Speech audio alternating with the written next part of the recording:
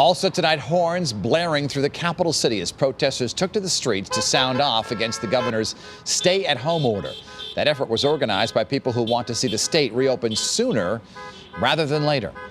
Channel 3's chief Capitol reporter Susan Raff is live at the executive residence, or outside it, in Hartford's West End, where people are speaking out from their vehicles. Susan.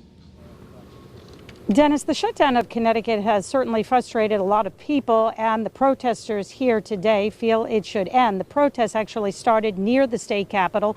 They started gathering around 4 o'clock this afternoon with their signs, and then they got in their cars and drove around the state capitol honking.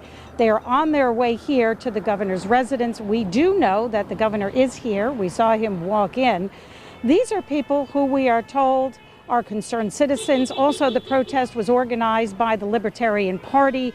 They feel that the shutdown, certainly for this length, is extreme. They want the state to reopen.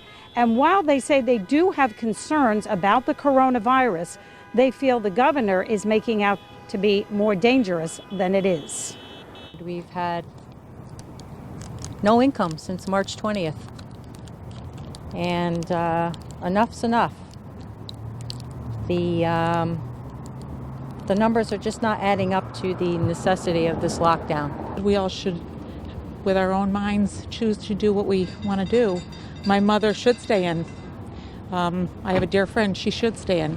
She's compromised, and I just think we should have the freedom to make that choice. They asked that question of Dr. Coase, leading our Reopen Connecticut effort. He's in the ICU every day. He said, why don't you tell those people to stop by the ICU at Yale New Haven or Hartford Hospital sometime. They'll see why we're being so careful before we just open the doors. As you heard, Governor Lamont is defending his actions, saying social distancing is working and that this is not the time simply to reopen the state and stop doing some of the things, again, that he feels are working.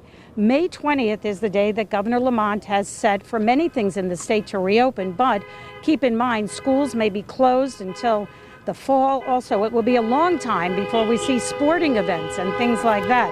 But there is no joke when it comes to the coronavirus. In fact, more than 1,300 people in our state have died from it, but it also has taken a huge toll on people who are not working. In fact, we found out today that the trust fund for the unemployment insurance benefits, that is expected to run out at the end of May, and the state will have to start borrowing money from the federal government to put more money back into it. So as of now, we are waiting outside the governor's residence for the protesters to come. We don't know exactly how many cars are here, but they feel it is time to reopen the state. Dennis, back to you. Susan Raff.